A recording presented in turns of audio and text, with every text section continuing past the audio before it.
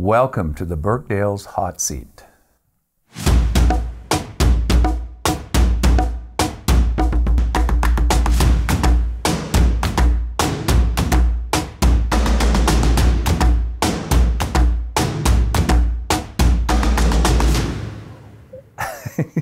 This is Outlaw Sports. This is Mike. This is Burke. Today I want to play a new game I invented called 11 Questions, and this is just so people get to know the personality of this fine young man. By the way, I'm going to say this on record, and I'm not kissing your ass. You know what I really enjoyed about you? Because when I did Stamps TV, you and I got to know each other pretty well with Scott Coe. But what I loved about you is I always admired you for your athletic ability. But when the cameras weren't rolling, you'd be on the field after practice teaching kids how to kick, and you spent time with them, and you were genuine in that. So I always wanted to say that was a great thing that you did, and I always admired that because it was not everyone does that, and you know that. All right, so we're going to play 11 questions. You can say yes or no, but I'm going to press you on a couple of them, so you might as well just explain why you're saying that. Best athlete you've ever seen or played with in the CFL? Best athlete, Cameron Wake. Absolute freak.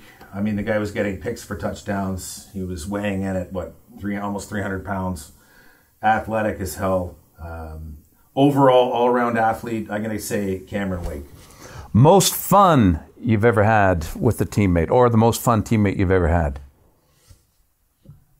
That's got to be Wes Lysak. Oh, really? Mike Leminjo. Even more than Scott Coe? Scott Coe changed his ways after a while, so we had to kick him out of the town. But the Three Musketeers, we stayed together. Yeah. We had some great times, and but we always, supported each other on the field. Yeah. And had a blast off the field.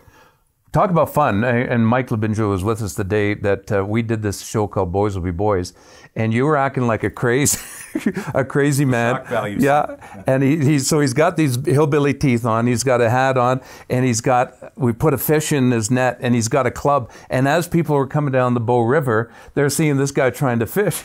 I've got a bat in my hand, and I've got a live tilapia that I bought from the superstore an hour previous, and I got Mike on one side of the river, and you know how they float the river. They can't move their boats. That's right. They can't move their boats because they're not paddling. There's women jumping out of the river.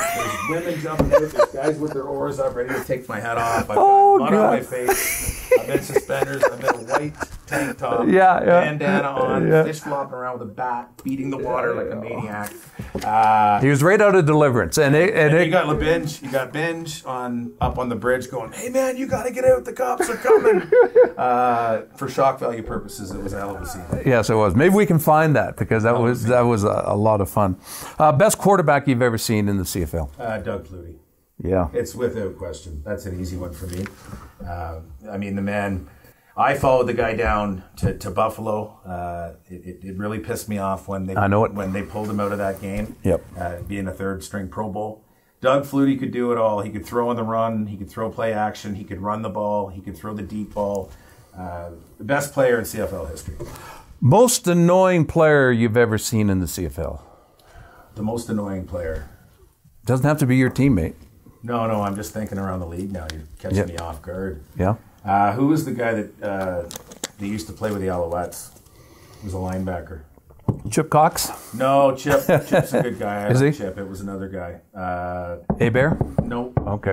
It was not. I'll have to. Okay, we can come back. We'll come back to that. We'll come back. We'll have to look him up. Farrier. Okay. Was it Farrier? Oh no, Diamond Ferry. Diamond Ferry. Yeah, Diamond Ferry. Ferry. Do it again? There's a name. Hi, my name's Diamond Ferry. I play linebacker. Yeah.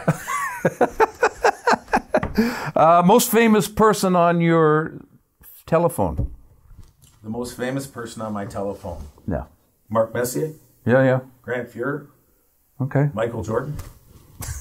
I'm kidding. I met him. I don't have him on my phone. Yeah, that's good. It's tough to get to that day. Who has a job in the CFL that shouldn't have a job in the CFL?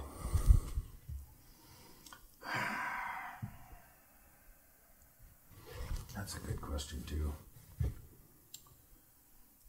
Let's go back to that one. Okay. I gotta think about that for a minute. All right, let me just come back here. Stupidest thing you've ever done as an athlete? The stupidest thing I've We don't have to do one. Probably the stupidest thing I've ever done as an athlete was knock out Sandro, my fellow kicker, in a practice in front of the media when the cameras were rolling.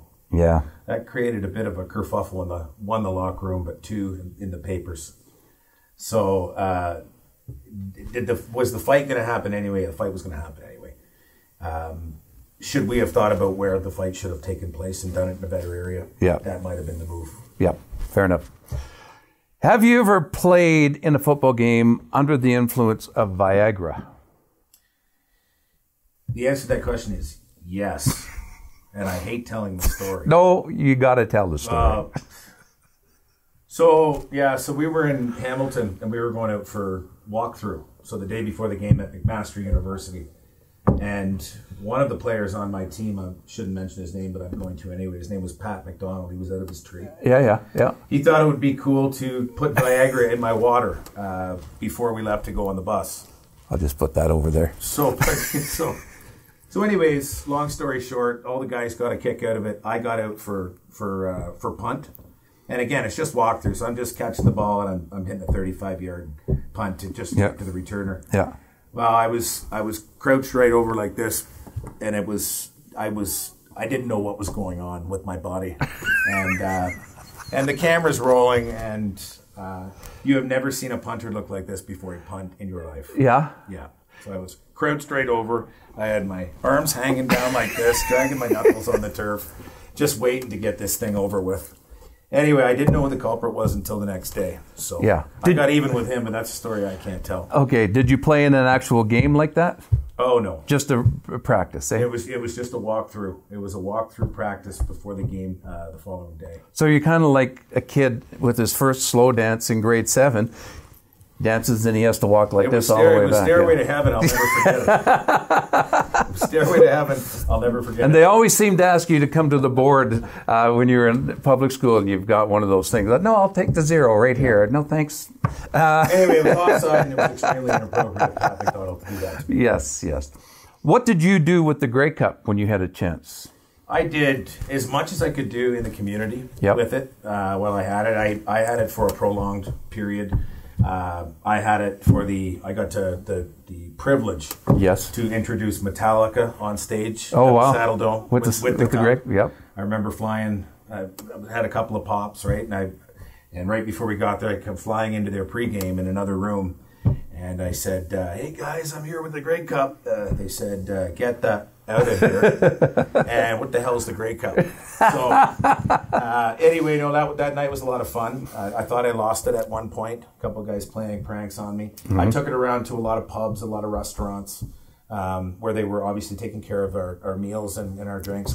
It really, to bring the Grey Cup with so much history back to your city, and then to take it around and share the experience with not only fans and supporters, but with people that don't get a chance to get to the games and to wear the horse with pride. It was a great time in my life. And so I would say fans, sharing it with the players and people in the city that just wanted to be a part of that experience. Best coach you've ever had?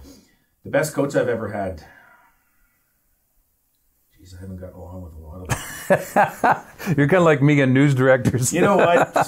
So my short time, I will say, I'm going to have to say John Hofnagel in 2008. Mm-hmm. The way that he came in from New York and really brought another man's team together, mm-hmm. right? Because that was Tom's team, and just established a different philosophy, a different ideology.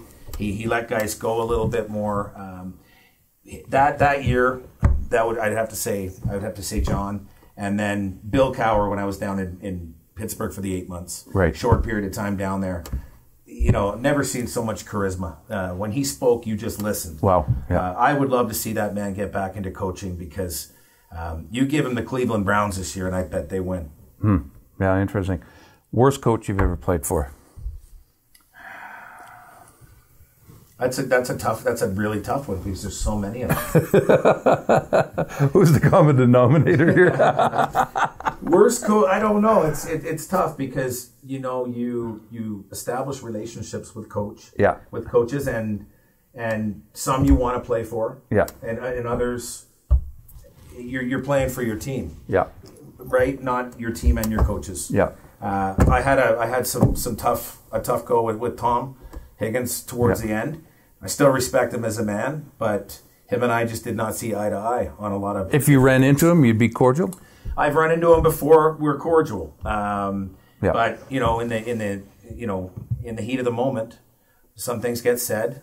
And you know, when I was benched back in what year was it? 2007, for 7 weeks behind a punter that couldn't tie my shoes up in the morning. I was a little bit ticked off with that. It made no logical sense. It didn't make sense for the team or the direction of the team. And, you know, I'm going to leave it right there. All right. But these are great answers. I love the Viagra story. Hang time. Not that day.